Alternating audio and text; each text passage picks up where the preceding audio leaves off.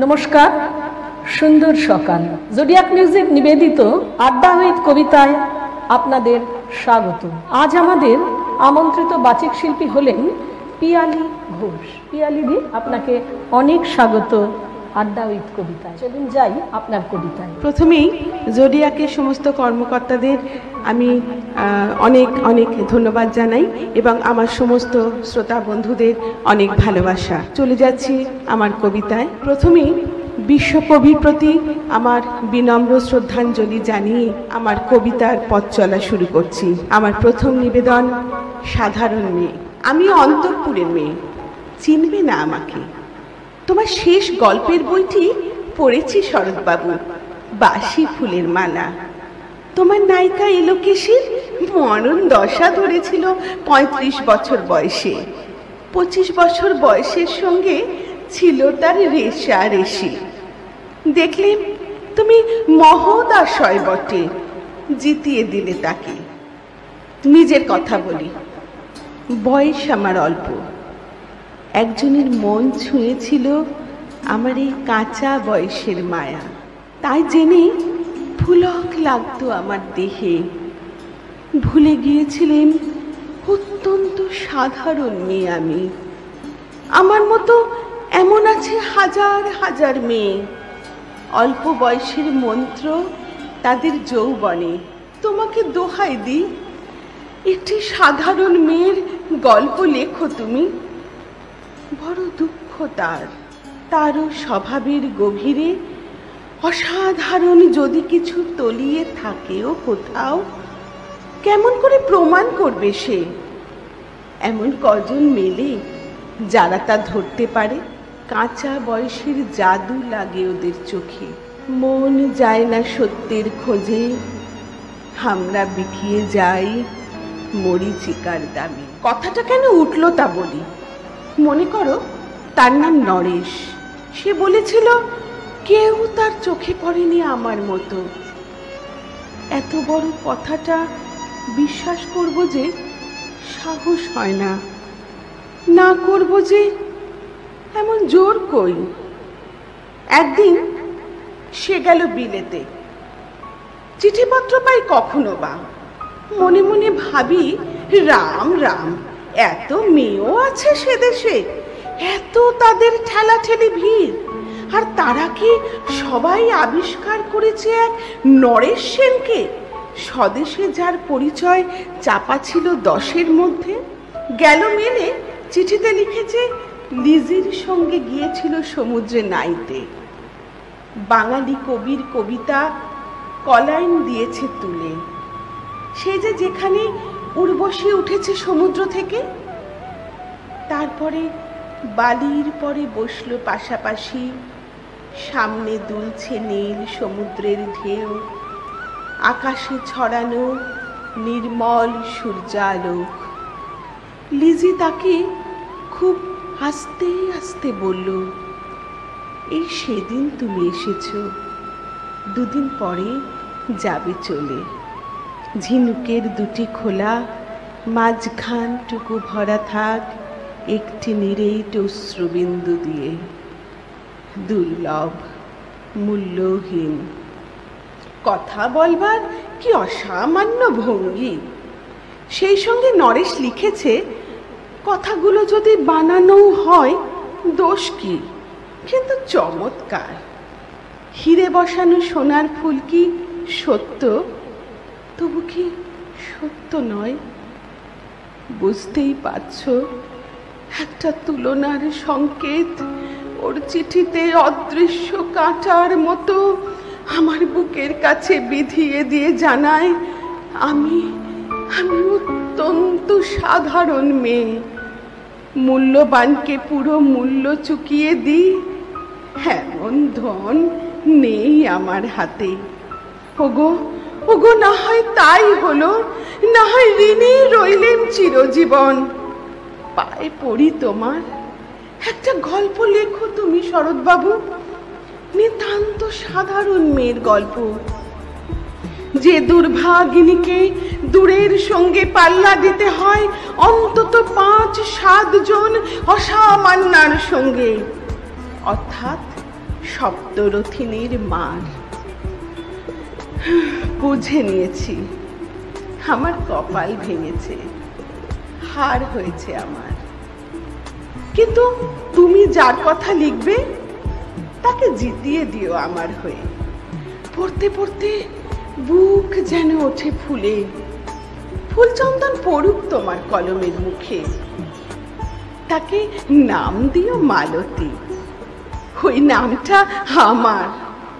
ধরা পড়বার ভয় নেই, এমন অনেক মালতী আছে বাংলাদেশে। তারা সবাই সামান্য মেয়ে। তারা ফরাসি জার্মান জানে না, কাঁদতে জানে। কি করে জিতিয়ে দেবে? উচ্চ তোমার মন, তোমার লেখনী মহীয়সী। তুমি হয়তো ওকে নিয়ে যাবে ত্যাগের পথে, দুঃখের চরমে শকুন্তলার মতো। দয়া করো আমাকে, নেমে এসো আমার সমতলে। বিছানায় শুয়ে শুয়ে রাত্রির অন্ধকারে দেবতার কাছে যে অসম্ভব বর মাগি, সে বর আমি পাবো না, কিন্তু পাই যেন তোমার নায়িকা। রাখো না কেন নরেশকে 7 বছর লন্ডনে, বারে বারে ফেল করুক তার পরীক্ষায়। আদরে থাক আপন উপাসিকা মণ্ডলীতে। ইতিমধ্যে মালতী পাশ করুক MA কলকাতা বিশ্ববিদ্যালয়। গণিতে হোক প্রথম তোমার কলমের এক আঁচড়ে। কিন্তু ওইখানেই যদি থামো, তোমার সাহিত্য সম্রাট নামে পড়বে কলঙ্ক। আমার দশা যাই হোক, খাটো করো না তোমার কল্পনা। তুমি তো কৃপণ নও বিধাতার মতো। মেয়েটাকে দাও পাঠিয়ে ইউরোপে। সেখানে যারা জ্ঞানী, যারা বিদ্বান, যারা বীর, যারা কবি, যারা শিল্পী, যারা রাজা, দল বেঁধে আসুক ওর চারদিকে। জ্যোতির্বিদের মতো আবিষ্কার করুক ওকে, শুধু বিদুষী বলে নয়, নারী বলে। ওর মধ্যে যে বিশ্ববিজয়ী জাদু আছে, ধরা পড়ুক তার রহস্য মূঢ়ের দেশে নয়, যে দেশে আছে সমজদার, আছে দরদি, আছে ইংরেজ, আছে জার্মান, আছে ফরাসি। মালতীর সম্মানের জন্য সভা ডাকা হোক না, বড় বড় নামজাদার সভা। মনে করা যাক সেখানে বর্ষণ হচ্ছে মুষলধারে চাটুবাক্য। মাঝখান দিয়ে সে চলেছে অবহেলায়, ঢেউয়ের উপর দিয়ে যেন পালের নৌকা। ওর চোখ দেখে ওরা করছে কানাকানি। সবাই বলছে ভারতবর্ষের সজল মেঘ আর উজ্জ্বল রৌদ্র মিলেছে ওর মোহিনী দৃষ্টিতে। এখানে জনান্তিকে বলে রাখি, সৃষ্টিকর্তার প্রসাদ সত্যই আছে আমার চোখে। বলতে হলো নিজের মুখেই, এখনো কোনো ইউরোপীয় রসজ্ঞের সাক্ষাৎ ঘটেনি কপালে। নরেশ এসে দাঁড়াক সেই কোণে, আর তার সেই অসামান্য মেয়ের দল। আর তারপরে আমার নোটে সাক্ষী মুড়লো, স্বপ্ন আমার ফুরলো। হায় রে সামান্য মেয়ে, হায় রে বিধাতার শক্তির অপব্যয়। খুব সুন্দর, খুব সুন্দর। কলেজ জীবনে এইসব কবিতাগুলো না একটা মন খারাপ করে দিত, তাই না? চল তোমার পরের কবিতায় যাই। পরে কি পাবো? এখন তো বসন্তকাল, তো সেই বসন্তকালে প্রেক্ষাপটে একটি মিষ্টি প্রেমের কবিতা আমি দর্শকদের, শ্রোতা বন্ধুদের উপহার দিতে চাই। চল। আমার পরবর্তী নিবেদন নীলাঞ্জন, কবি পরিতোষ বিশ্বাস। তোমার মনে আছে নীলাঞ্জন, বিশ্ববিদ্যালয়ের শেষ পরীক্ষা শেষে শুধু তুমি আর আমি নির্জন উন্মুক্ত প্রান্তরে এক শিমুল তলায় পাশাপাশি খুব ঘনিষ্ঠ হয়ে বসেছিলাম। আগুন লাগা শিমুলের তখন ভরা যৌবন, ফুলে ফুলে পরিপূর্ণ সার্থক সে শিমুল বৃক্ষ যেন মহানন্দের উৎসবে করেছিল সেদিন শুধু আমাদেরই দুজনকে আমন্ত্রণ। সে আহ্বানে সাড়া দিতে হয়তো তাই আমার হাত ধরে টেনে নিয়ে গিয়েছিলে সেই আনন্দ যজ্ঞে সামিল হতে। দেখেছিলাম এক পলক তোমার খুশির ছোঁয়া লাগানো দুটো অসাধারণ চোখ, অকৃত্রিম আবেগ, অনন্ত ভালোবাসা আর পূর্ণিমার স্নিগ্ধ আলোকচ্ছটা। আমি যেন আমার বিশ্বরূপ দর্শন করেছিলাম সেদিন তোমার সরল ওই দুটি চোখে। সে দিনটা ছিল দোল পূর্ণিমার ভরা বসন্ত। মনে পড়েছিল হঠাৎ ঝুলন দোলায় দোলায়িত রাধা কৃষ্ণের অপূর্ব সেই অবিস্মরণীয় গান। আজ কি আনন্দ, আজ কি আনন্দ, ঝুলত ঝুলনে শ্যাম চন্দ। নীরব নিস্তব্ধ এক নৈসর্গিক পরিবেশে নিঃশব্দে আমার মুখের ওপরে রেখেছিলে দুটি চোখ তোমার। অনেক অনেক অনেকক্ষণ না বলা কত কথা ছিল হয়তো সে দৃষ্টিতে। বুঝিনি, বুঝতে পারিনি। হয়তো বলতে চেয়েছিলে অনেকটা সময় ধরে জীবনের শেষ পথটুকু একসাথে চলা প্রতিশ্রুতির কথা। এমনই নির্জন কোনো সবুজ প্রান্তরে দুজনে দুজনের মতো একটা কুটির নির্মাণের কথা, যেখানে দিনের শুরু আছে অথচ রাতের অন্ধকার নেই, আছে অফুরন্ত আনন্দ অথচ ক্লান্তি নেই, শুধু চলা আর চলা।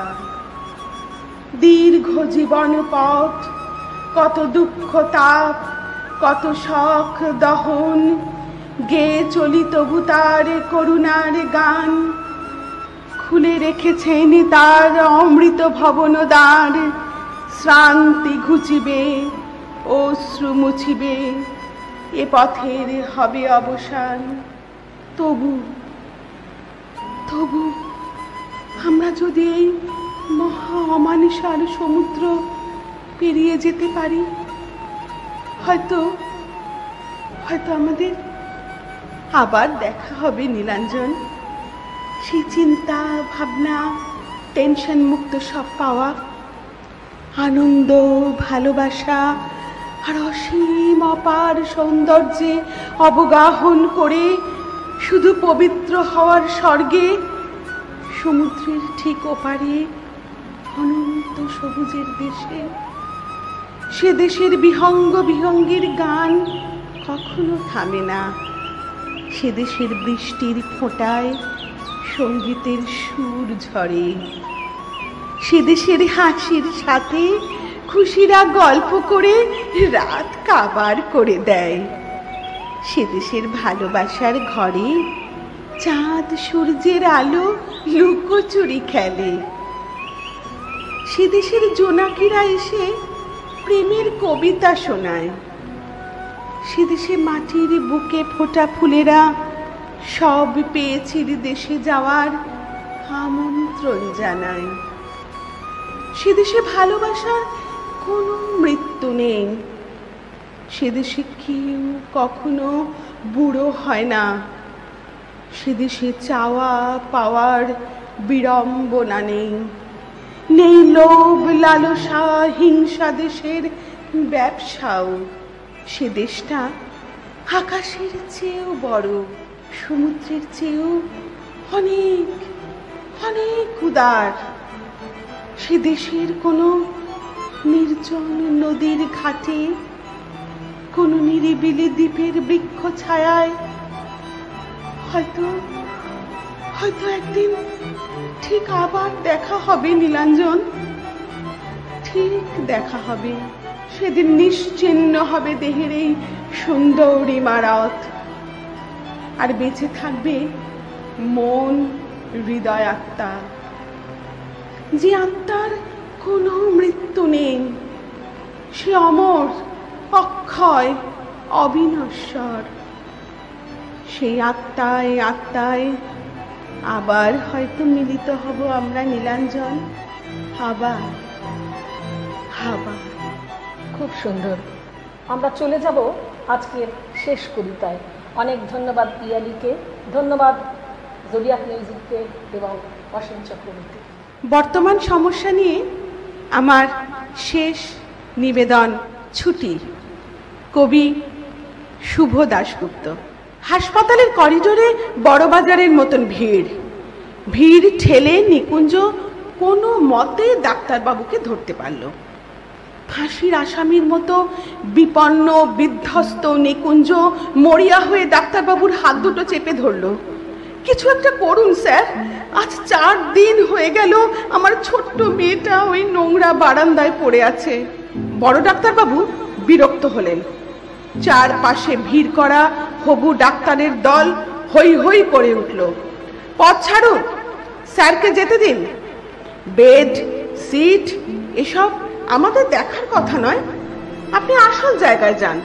রুগী উপচে পড়া হাসপাতালের ভয়ঙ্কর নোংরা বারান্দায় অসংখ্য রুগীর ভিড়ে একটা ময়লা বিছানায় নিকুঞ্জর একমাত্র মেয়ে মামনি শুয়ে আছে। ফ্যাকাশে মুখ, হাতে ফোটানো স্যালাইনের ছুঁচ, চোখ ঢুকে গেছে কোটরে। জুতোর দোকানের সামান্য মাইনের কর্মচারী নিকুঞ্জ। তার আদরের মেয়ে মামনির কঠিন অসুখ, ডায়ালিসিস করতে হবে, ডাক্তারের বিধান। নিকুঞ্জ গত 4টে দিন উদ্ভ্রান্তের মতো ছুটছে। পাড়ার এমএলএ থেকে রাইটার্সের আমলাদের ঘর নিকুঞ্জ ছুটে বেড়াচ্ছে অপরাধীর মতো। ভিজিটিং আওয়ারের বিষণ্ণ বিকেলে 7 দরজায় কৃপা ভিক্ষা সেরে ক্লান্ত নিকুঞ্জ একটা সস্তার কেক আর 2টো ছোট সন্দেশ কাগজের ঠোঙায় নিয়ে মেয়ের মাথার কাছে এসে বসে। সন্দেশ খাবি মামনি? এনেছি, এই দেখ। যেন কোন গভীর অতল থেকে ক্ষীণ স্বরে মেয়ে বলে, বাবা আমার ছুটি কবে হবে বাবা? আমি বাড়ি কবে যাব বাবা? এটুকু বলতে বলতে সে ঝিমিয়ে পড়ে। নিকুঞ্জ মেয়ের মাথায় হাত বোলায়। সন্দেশ খাবো না বাবা, আমি আঙুর খাবো। ওই যে দেখো ঘরের ভেতর ওই বিছানায় ওই মেয়েটা রোজ আপেল খায়, আঙুর খায়। আমি আঙুর খাবো বাবা। নিকুঞ্জ ভেতরের হলঘরে বিছানায় শুয়ে থাকা ফুটফুটে মেয়েটিকে দেখে। তারপর ধীরে ধীরে বলে, আচ্ছা মা, কাল নিয়ে আসবো আঙুর। পাড়ার এমএলএ দয়ালু হাতে চিঠি দিয়েছেন মন্ত্রী সিএকে। তিনি চিরকুট পাঠিয়েছেন আরেক আমলাকে। আমলা নোট পাঠিয়েছেন হাসপাতালের সুপারকে। কিন্তু গত কদিনে নিকুঞ্জর সমস্ত উদ্বেগ উৎকণ্ঠাকে তুচ্ছ করে সে নোট এখনো গিয়ে পৌঁছয়নি হাসপাতালে। নোট গেলে বিনা খরচে মামনির ডায়ালিসিস করা হবে। নোট যায়নি, দিন চলে যাচ্ছে, রাইটার্সে ছুটি চলছে। গরিব নিকুঞ্জ সারাটা দিন জুতোর দোকানে মানুষের পায়ে জুতো পরায়। অন্যমনস্ক, কাজে ভুল হয়ে যায় বারবার। মালিক ধমক লাগায়। একটা নধর পায়ে জুতো পরাতে পরাতে নিকুঞ্জর ইচ্ছে হয় পয়সাওয়ালা খদ্দেরের পা দুটো চেপে ধরে বলে, স্যার স্যার আমার একমাত্র মেয়ে পয়সার অভাবে হাসপাতালের নোংরা বারান্দায় একা পড়ে রয়েছে, তার চিকিৎসা হচ্ছে না। দিন না স্যার, দিন না কয়েক হাজার টাকা, আমি সারাটা জীবন আপনার গোলাম হয়ে থাকব। কিন্তু এসব বলা হয়ে ওঠে না নিকুঞ্জর। কাজের ফাঁকে ফাঁকে শুধু দীর্ঘশ্বাস পড়তে থাকে। 2টোর সময় ছুটি নিয়ে কলকাতার ডাক সাইটের জ্যাম ডিঙিয়ে অসংখ্য মানুষের ভিড় এড়িয়ে নিকুঞ্জ রাইটার্সের দোতলায় পৌঁছয় হাঁপাতে হাঁপাতে। কেরানি বাবুটি টেবিলের সামনে দাঁড়ায় চোরের মতো। বাবুটি বললেন, আজ আর হবে না দাদা। কেন জানেন না? নাগাল্যান্ডের পশুপালন মন্ত্রীর মৃত্যুতে আজ আমাদের হাফ ছুটি ঘোষণা করা হয়েছে। ও তাহলে কালও হবে না? না, কালও হবে না। কাগজ পড়েন না নাকি? প্রাক্তন প্রধানমন্ত্রীর মৃত্যুতে কাল আমাদের পূর্ণ দিবস ছুটি। তাহলে তাহলে পরশু? নিকুঞ্জ ব্যস্ত হয়ে ওঠে। পরশু তো শনিবার, তারপর রোববার। আপনি একেবারে বরঞ্চ সোমবার আসুন। সোমবার মানে আরো 4-4টে দিন। নিকুঞ্জকে যেন কেউ ঠেলে ফেলে দেয় অথই সমুদ্রে। তলিয়ে যেতে থাকে নিকুঞ্জ। তলিয়ে যেতে যেতে বারবার তার কানে ভেসে আসে মামুনির ক্ষীণ কণ্ঠস্বর, বাবা, বাবা, আমার ছুটি কবে হবে বাবা? আমি বাড়ি কবে যাব বাবা? হঠাৎ হঠাৎ নিকুঞ্জর মাথায় আগুন জ্বলে ওঠে। দুর্বল অভুক্ত শীর্ণ শরীরে হঠাৎই জেগে ওঠে ভয়ঙ্কর তেজ। রাইটার্সের বারান্দা দিয়ে ছুটতে থাকে নিকুঞ্জ। ভিড় টপকে দরজা দিয়ে বাইরে এসে ছুটতে থাকে সে। ছুটতে ছুটতে সোজা গিয়ে নিকুঞ্জ ঢোকে ডালহৌসি পাড়ার প্রাচীন এক বন্দুকের দোকানে। আগুন জ্বলছে তখন নিকুঞ্জর মাথায়। ধূমকেতুর মতো দোকানে ঢুকে নিকুঞ্জ চিৎকার করে বলতে থাকে, আমাকে একটা বন্দুক দিন, আমাকে একটা বন্দুক দিন, যা থেকে হাজার হাজার গুলি বেরুবে। আমি সমস্ত প্রাক্তন নেতা মন্ত্রী কর্তাদের গুলি করে মেরে ফেলবো, সবাইকে একদিনে মেরে ফেলবো। তারপর সারা দেশে একদিনই রাষ্ট্রীয় শোক, একদিনই ছুটি। তারপর আমার মামুনির ডায়ালিসিস। দোকানের দারোয়ান ঘাট ধরে নিকুঞ্জকে বের করে দেয়। নিকুঞ্জ ছুটতে থাকে, ছুটতে ছুটতে হাঁপাতে হাঁপাতে হাসপাতাল। বুকের ভেতর তীব্র উত্তেজনায় হাতুড়ির ঘা, তবু সে ছুটতে থাকে। দোতলার বারান্দায় ততক্ষণে ভিজিটিং আওয়ার ক্ষয়ে ছোট হয়ে এসেছে, অন্ধকার ঘনিয়ে এসেছে। সিঁড়ি দিয়ে উঠতে উঠতে বিড় বিড় করে নিকুঞ্জ বলতে থাকে, মামুনি, মামুনি, চিন্তা করিস না, আর তো মাত্র 4 দিন। 4 দিন পর রাষ্ট্রীয় শোক শেষ হলেই তোর চিকিৎসা হবে। তুই তুই ভালো হয়ে উঠবি, কিচ্ছু চিন্তা করিস না। বলতে বলতে দ্রুত পায়ে মামুনির বিছানার দিকে এগুতে থাকে নিকুঞ্জ, পকেটে 2 টাকার আঙুর। হঠাৎ হঠাৎ ঝপ করে লোডশেডিং এর মতো নিকুঞ্জ চোখের সামনে সবকিছু অন্ধকার হয়ে যায়। মামুনির বিছানাটা খালি। মামুনি, মামুনি কোথায়? কোথায় মামুনি? নিকুঞ্জ চিৎকারে একজন নার্স এগিয়ে আসে। নিকুঞ্জের বিধ্বস্ত মুখের দিকে তাকিয়ে একটু থমকে যায়। তারপর স্পষ্ট স্বরে বলে, আজ দুপুরে আপনার মেয়ের ছুটি হয়ে গেছে। কেমন বাবা আপনি? এই কদিনে একটা ফ্রি ডায়ালিসিস অর্ডার বের করতে পারলেন না? নিকুঞ্জ পাথর হয়ে গেল। পকেট থেকে আঙুরের থেতলে যাওয়া ঠোঙাটা বের করে শূন্য বিছানার সামনে দাঁড়িয়ে জোর গলায় বলতে লাগলো, মামুনি, মামুনি, আমি আঙুর এনেছি মা। মামুনি, তুই আঙুর খেতে চেয়েছিলি, আমি আঙুর এনেছি, এই দেখ। অনেক রাতে ভাড়া করা ম্যাটাডোরে একটা খাটিয়ায় মৃত মামুনিকে শুইয়ে দূর মফস্বলের বাড়ির পথ ধরে নিকুঞ্জ। ফেরার পথে ছুটন্ত ম্যাটাডোর ভ্যানে ঘুমিয়ে পড়া মামুনির মাথার পাশে একা নিকুঞ্জ। সারাটা রাস্তা পূর্ণিমার চাঁদ আলো ধরল মামুনির মুখে। এক আকাশ নক্ষত্র আর তারা আলো বিছিয়ে রাখলো মামুনির ঘরে ফেরার পথে। আর নিকুঞ্জ শুনতে পেল নক্ষত্র, চাঁদ, তারা সবাই বলছে, আমাদের ছুটি নেই নিকুঞ্জ, আমরা আলো জেলে রেখেছি, তোমার মামুনির জন্য আমরা আলো জেলে রেখেছি। ভোরের আলো তখন সবে ফুটছে। ম্যাটাডোর ভ্যান এসে থামলো নিকুঞ্জর ভাঙা বাড়ির দরজায়। নিকুঞ্জর বউ পাগলের মতো ছুটে এলো, এনেছো, এনেছো, আমার মেয়েকে এনেছো।